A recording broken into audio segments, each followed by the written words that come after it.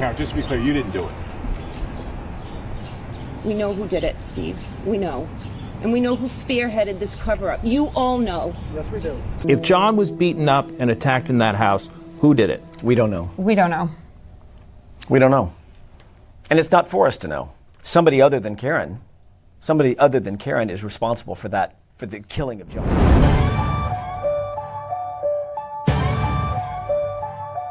Yeah. Roberta in the truth zone, mic hitting raw. Spotlight shining, she exposing the flaw. Debunking the myth, breaking their facade. This is Glass City, respect the squad. On these NYC blocks where the skyline flex big. Roberta Glass slicing lies with a truth rig. Innocence frosters, your stories unravel. She's a map through the madness of gritty gravel. Glass don't bend and facts don't break. She's a storm that's called, you feel the quake.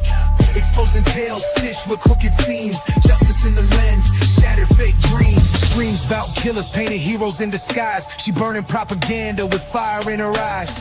No glamour for the guilty, she call it straight. She backs victims, the voice stay away. Stats and receipts, no spin, no clutter. Cold cases whisper, she cuts through the mutter. Truth's her tempo, don't confuse the beat. She's standing for the real while you taking a seat. True crime's a block, facts the artillery. Spinning those lies, yo, she checks that misery. Tabloid tales get smashed, no time to play. She's glass hard, break the false and save the day.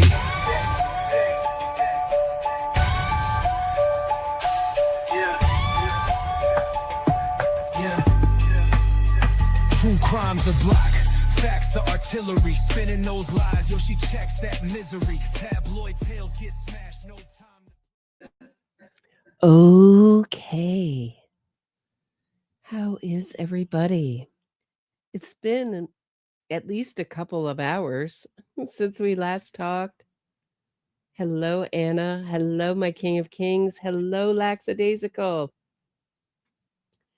Dougie. Let me reflect. Lisa, everyone, Dean, Walker, Goldie. Hello, hello, hello.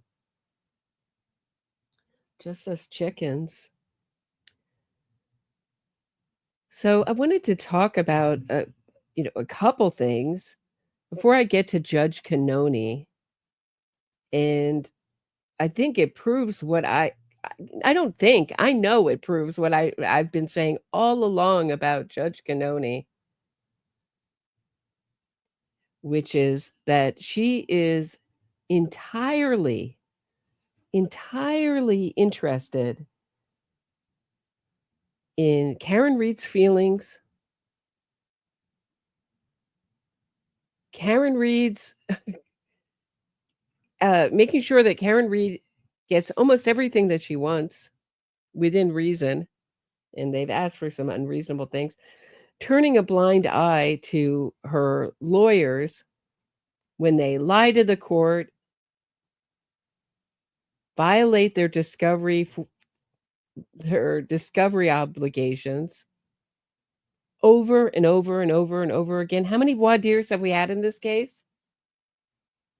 I mean, I know Robert Alessi wants to say, well, it's just one. It's just these ARCA witnesses that we're deleting the text messages with, talking on encrypted apps. Nothing to hide here. It's all out in the open. We're not trying to destroy evidence in a murder trial. No. We're not going to lie to the jury, which is exactly what they did after they violated last trial. They violated their Discovery 14 obligations, lied to the jury about their ARCA witnesses, saying these are totally unbiased witnesses. I mean, the Commonwealth could have hired them, but the Commonwealth didn't like their conclusions. Strangely, their unbiased scientific conclusions happened. I mean, we didn't pay them. They weren't paid or retained by us. Turns out they were paid $23,925. That's the minimum that we know about, that retained and paid for. Daniel Wolf from the ARCA, these are the accident reconstructionists that I'm talking about. He's writing letters on a feather pen and candlelight, writing emails to Alan Jackson, saying, if you don't want me to say this, that's okay. You know what we really got to do? He's strategizing a defense.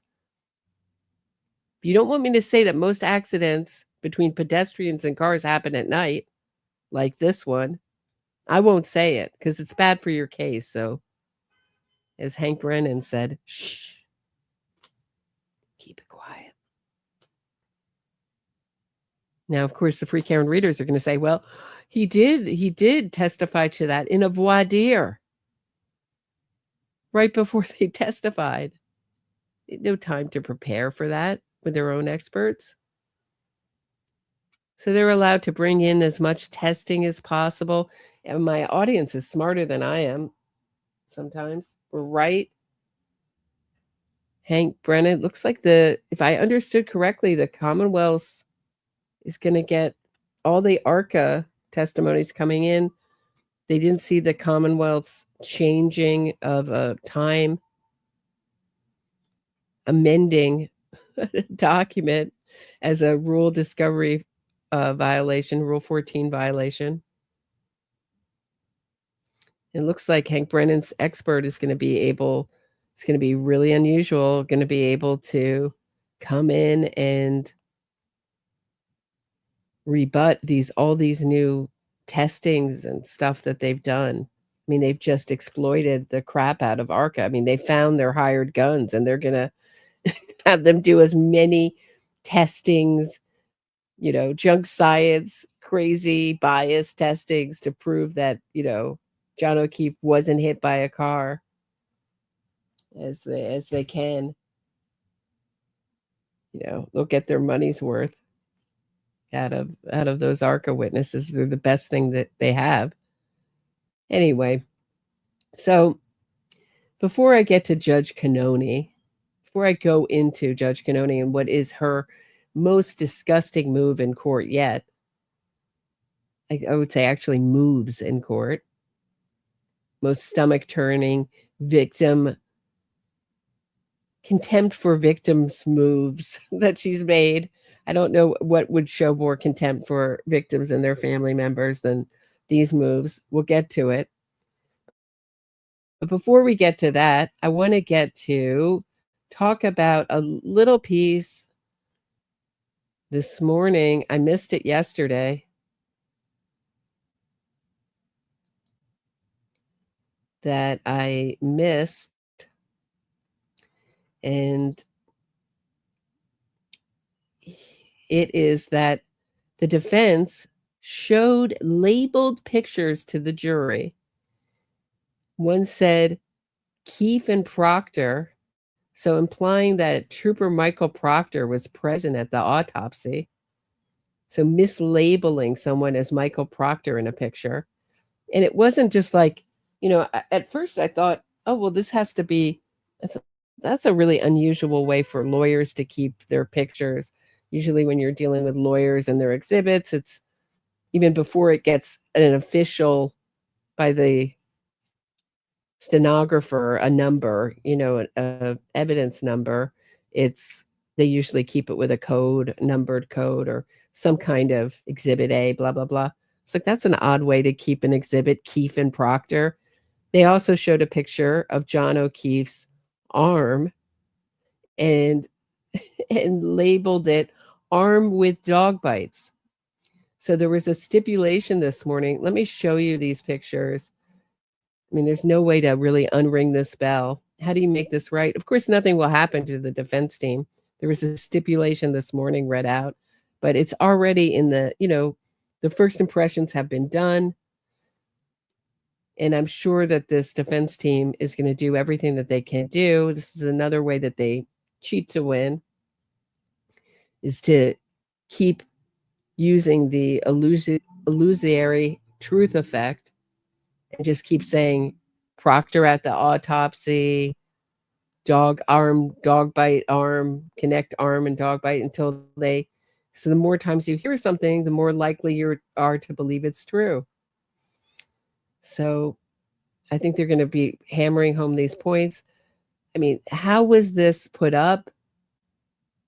This could not be thought of as anything but intentional. She's got a team of volunteers, Ivy League law students, 5 lawyers.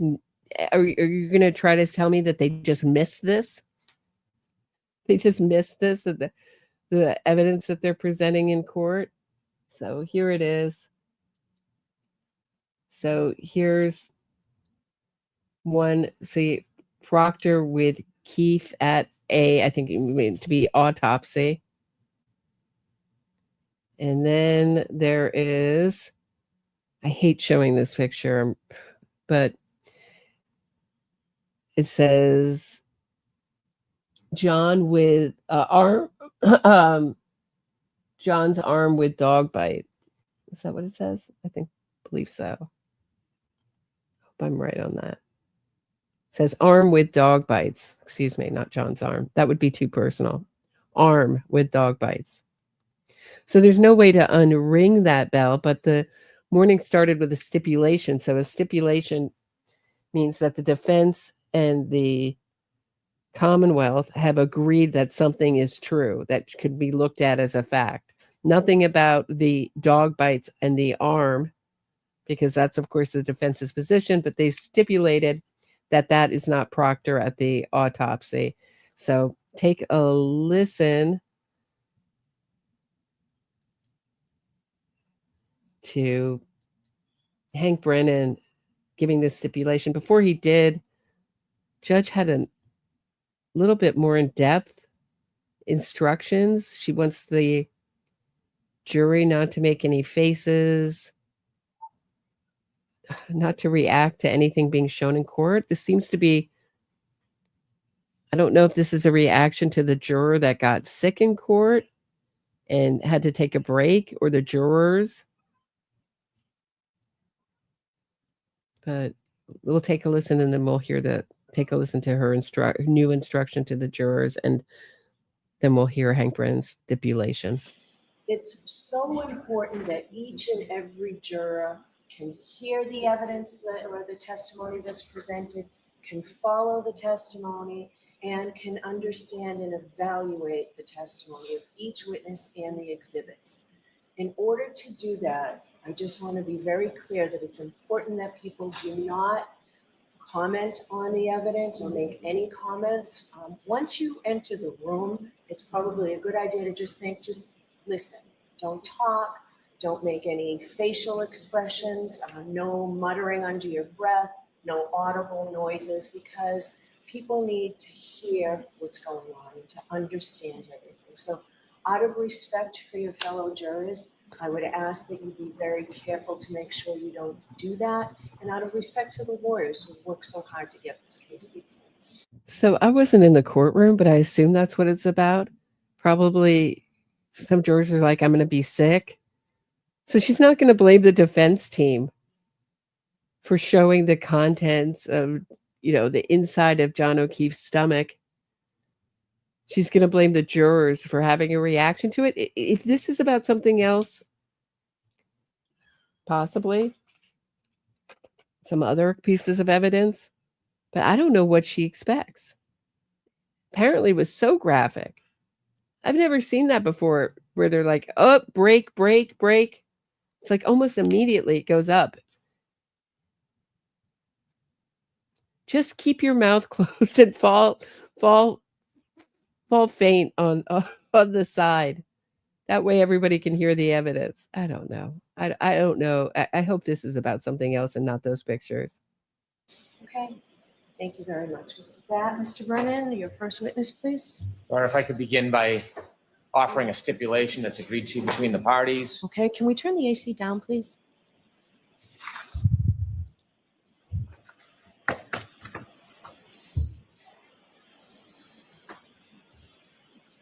Thank you. Yes. Your Honor, if I may, I'd like to read a stipulation agreement between the Commonwealth and the defense. Okay. And the stipulation between the parties is as follows. Now comes the Commonwealth and Karen Reed, the defendant, in the above captioned matter. Both parties respectfully stipulate to the following. The 2 Massachusetts State Police troopers present at the autopsy conducted by the medical examiner, Dr. Scortibello, on January 31st, 2022, where Trooper Keefe and Trooper Watson, former Trooper Michael Proctor, was not present. Thank you. And Yes, thank you. with that, Your Honor, I'd like to introduce and play clip number 21. So with that, then they opened up, had Karen Reed narrate her own murder trial. So what this means, just before this is a clip where she talks about pulling a piece of glass out of his nose. So either it's a lie, and it's an odd lie, very specific, strangely, oddly specific lie, or she got out after she hit him, looked at him, thought he didn't look mortally wounded, pulled a piece of glass out of his nose, and ran back in her car. We're going to see with the car data if that's what this means. You know, if her seatbelt doesn't get unbuckled or the car door doesn't open, then we can say that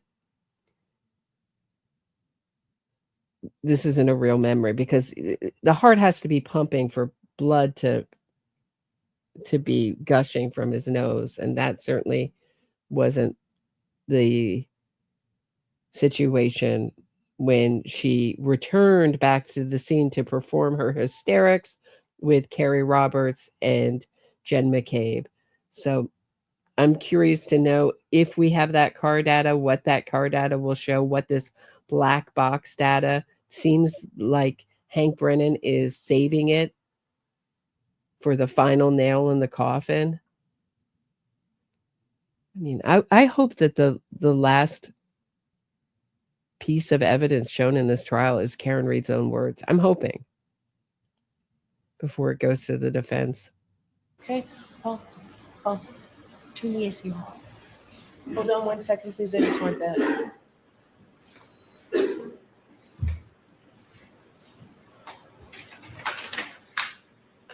Can the jurors hear better with that on?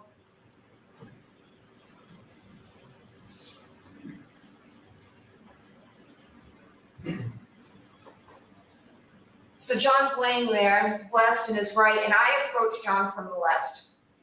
That's where the street is.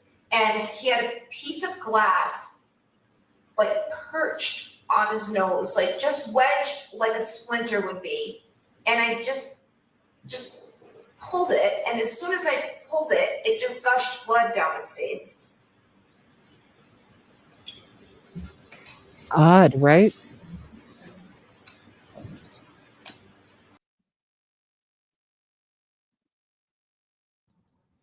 So just very odd. Yeah, I'm very well aware that I've been talking JMS about William Reed having reactions, but this is specifically, she's talking about the jurors' reactions to the evidence being shown in court. And the only reactions I've heard about have been the reactions to these really graphic pictures that Robert Alessi, Karen Reed's pro bono lawyer, showed yesterday. And I'm not convinced that William Reed just stared down a juror or winked at a juror. I think my understanding, or what I've heard, is that he's had some really aggressive and loud conversations with the defense team. Because I would think that a wink or a staring down the jury would not have a guard for the rest of the trial. I mean, it looks like he's being babysat for the rest of the trial. I can see that for a day or two, but for the rest of the trial, you're going to have a guard there? So I think we may hear about this behavior after court is after we get hopefully we'll get a verdict. We may be going towards another hung jury. I don't know. Obviously, acquittal is still on the table. I think that's the least likely option, but sometimes the least likely things happen. I think it's much more likely that she get convicted of something, even if it's a small charge or small charges, or everything. That would be ideal in my view and the right verdict, but I don't really have a lot of hopes for that in very blue Massachusetts.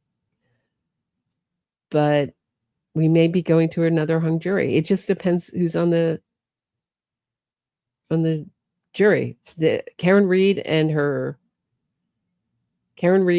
Turtle Boy, the blogger that she used to propagandize the public and put out her innocence fraud campaign. That her and her lawyers used, really. It's a better way to put it. He said openly that get on the jury. If you're a free Karen Reader, get on the jury. Just don't get caught. He said openly, we want to poison the jury pool with all this propagandizing. So it's going to be very hard to have, I think it would be very hard to pick a jury for this. I was very happy to see that they took a long time. Doesn't mean that they were successful, but all this work is going to be for nothing. And who knows if they're going to try to charge her a third time or try her a third time. If that happens. So I just think it's outrageous to see William Reed sitting there. And this makes the story about Judge Cannone I'm about to tell, this is like a brief one today, even worse. But before I do, please hit the thumbs up. Let's get that algorithm going. Help me out. I want to thank new Patreon subscribers, Jen Buell, Marie Horton, ER. Thank you so much. Also for buying me a coffee, a mysterious someone, and Deborah Ratliff. Thank you so much. If you want to support the channel, the links are in the description of this episode. You can give a donation via Venmo, buy me a coffee, become a Patreon member, and get access to content you can't get anywhere else. All great ways to support the channel. So Judge Cannone been saying over and over again that this judge is so defense friendly, makes wacko decisions, which she thinks is fairness, she thinks Karen Reed's right to a fair trial is paramount. Of course, Karen Reed has a right to a fair trial. I don't know why that didn't come into her decision making when her lawyers were making extrajudicial statements and propagandizing the public why we had to wait till the second trial and just weeks before the second trial before she put a gag order. I mean, she refused to put a gag order on the defense team beforehand. I thought, last trial, I thought that was ridiculous.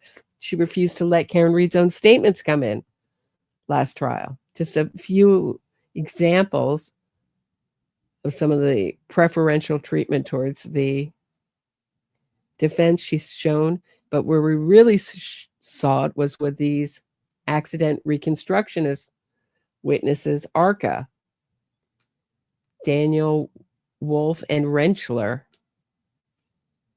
who were hired by the feds, right? It's kind of loosely because the federal investigation was started as a favor for Karen Reed and David Yannetti. David Yannetti had worked on the transition team. There was friends with an innocence fraudster lawyer in that office. Obviously seems to have connections to that office. There's a big rivalry between that office and essentially what is the DA's office or the Office of the Commonwealth. So all those factors made it really easy for Karen Reed to walk in to Josh Levy and demand investigation into Karen Reed's charges and investigation of her murder of John O'Keefe. And they found nothing. Took them forever to announce that the federal investigation was over. They found no one else was responsible. There was really nothing criminal was ever found in that investigation. But it did its job, which it made it look like something nefarious had gone on, and that is the goal of a fraud everywhere. Every frauds everywhere is to make something look like something it's not. So how the feds found Arca, that whole investigation is cloaked in secrecy. If Karen Reed's lawyers suggested to the feds to hire Arca, if Karen Reed's lawyers had a relationship with Arca, we don't know. All we know is that Daniel Wolf's wife joined the Free Karen Reed Facebook group right after he testified, that he's perjured himself on the stand saying he wasn't paid when we know he was paid and retained, paid $23,925. We know that he deleted 100, there's 100, maybe more, text communications between the defense team and Arca that were destroyed in order to hide evidence from the Commonwealth. And you can't ask questions about what you don't know about. And so Karen Reed, that hasn't really been remedied. The advantage they have for acting like criminals and breaking the law, nothing's been done. We had these pointless voir dires, I mean, where they get asked questions. And Daniel Wolf, the Arca witness, was shown to be completely like a hired gun for the defense. And lies very easily. He gave two different reasons why he deleted his text messages. First, it was that he got a new carrier and he couldn't ask his old carrier. His old carrier didn't have his text messages. And then secondly, he just deleted it because it was his habit to delete text messages always with his clients, because he works on an hourly wage, and that would be a great way to do your job, not have any evidence of all the work that you've done for your client and what you're doing for your client and when. It's absolutely outrageous. So he went on the stand the first trial and said, perjured himself and said, well, we're not being paid. Nothing happened. So Judge Cannone, right before Peggy O'Keefe testified, she had, in New York, you're allowed to have, I don't know about state court, but in federal court, you're allowed to have your support person with you in the courtroom. But Karen Reed was uncomfortable. So Karen Reed kicked out Peggy O'Keefe's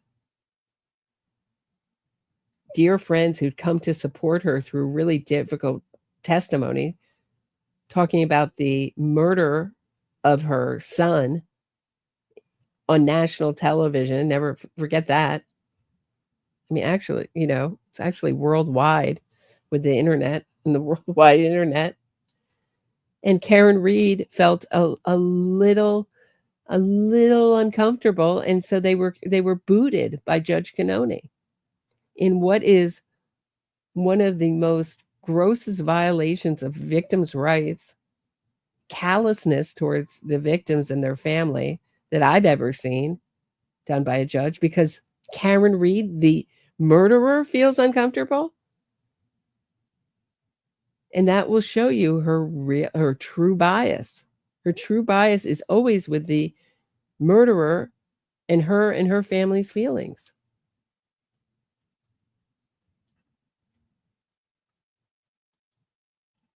Thank you, Lackadaisical, for gifting 5 memberships. Very generous of you. That will be handed out in random in the chat. So let me read you. This is from Nebercracker on X. Wrote an excellent X tweet. What do you call it? Make sure I'm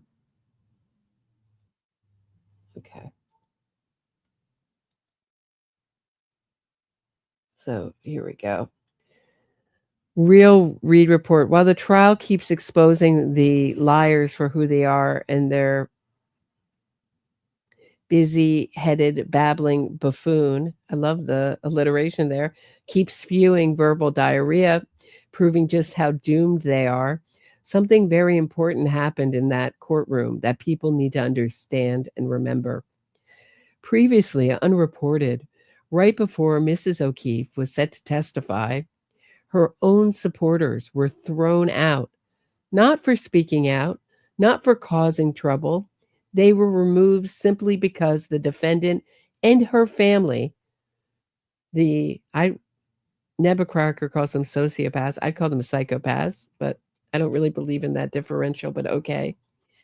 The psychopaths complained that they felt, quote unquote, uncomfortable. They weren't just friends. They were there to support Peg as she prepared to testify about what she saw the murder defendant do the day her son died. Their removal wasn't random. It was strategic. It was cruel. It was meant to shake her, to punish her for daring to stand up for her son. And it got worse. Those same two supporters were barred from the courtroom while John O'Keefe's niece testified, teenage niece testified. This is a girl who lost both her parents by age 6. Then at 14, she lost her uncle, the one who stepped in and held her world together. You know, the man she told us yesterday took her to Aruba and comforted her about her 8th grade boyfriend was a little dickhead, that man. She had to relive the loss again and again at police stations, with prosecutors, in front of grand juries, and now twice on the stand. And both of them show a courage that Karen Read herself doesn't have, may I add. I can't imagine how many more times in her head. The murder defendant started abusing her and her brother long before they knew it. She did it in a particularly sinister way, using them as leverage to manipulate John O'Keefe. But on the day John died, it escalated. That morning, the teenage girl was jolted awake at 4 a.m. by a screaming woman ranting that John was missing, wondering out loud if she might have hit him. That's not how you wake a child. That's how you break one. Picture her, fast asleep, already grieving her parents. Now, picture a hysterical, psychopathic adult screaming in her face in the dark. That selfish bitch, that kind of damage doesn't leave scars. It rewires kids. And now the same teenage girl who's never hurt a soul is being attacked all over again. The defendant handed over private texts between them so they could be weaponized, not to clarify facts, to humiliate, to discredit. It was a hit job, planned and approved by the defendant, her lawyers, and her family. And it didn't stop there. Now they're spreading photos of her and her younger brother, 2 kids who've already lost too much. Why? To start another harassment campaign, another round of cruelty, because they can. It's disgusting. It's targeted. People have long suspected the defendant was behind the harassment and bullying of the O'Keefe family, but it's not just her and not just the little blogger. At first, I thought the sociopaths were stuck with a daughter the world shit out. Excuse my language. That may be they stood by her because they had to, because of blood, but I was wrong. The moment I saw them up close, I knew it wasn't confusion, it wasn't grief, it was cold calculation, soulless. And once the interviews started, the fake documentaries, the smug PR campaign, it became obvious. This wasn't just her story. This was the family plan. The one her idiot brother said she went to daddy for. What's the plan? They aren't bystanders. They're co-directors. The same people who want you to believe they were sipping coffee with the O'Keeffes that morning, chatting about kitchen remodels, are the ones behind the threats and the harassment. They're not quiet supporters. They are the architects. They are rotten, no values, no shame, no decency. They are the pigeon shit of Massachusetts. Let's call this what it is, emotional terrorism. And anyone sharing those photos or pushing this cruelty is a piece of shit, a coward. And anyone still sitting in that courtroom supporting that murderer defendant, you are the darkness, and we will drag that darkness into the light. Every last one of you. To all of you, you are so effed.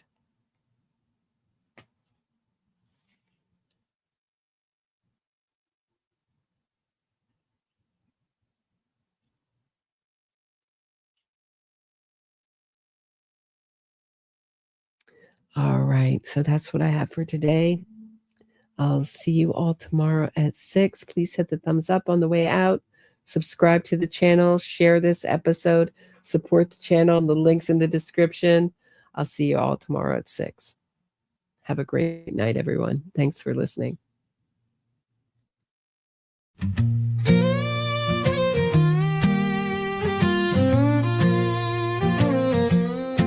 I hit my boyfriend with my car.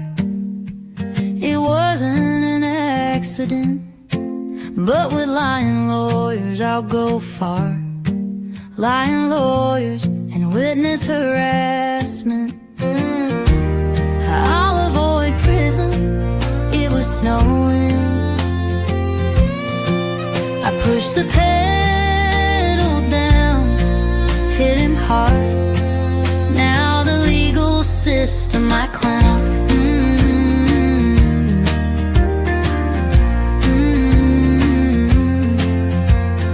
Innocence fraud campaign to save my skin. Making money, truth is my second victim. Carry, carry, gin, gin. Like John, you were my mark. My innocence fraud campaign is my biggest hit. Yeah.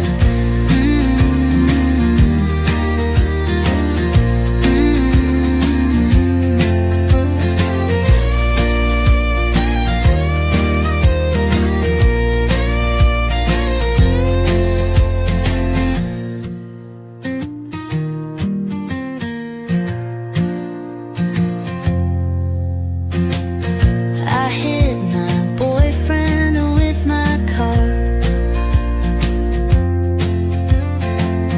It wasn't an accident, but with lying lawyers I'll go far. Lying lawyers and witness harassment. I'll avoid prison. It was snowing. I pushed the pedal down, hit him hard. Now the legal system I clown. Innocence fraud campaign to save my skin.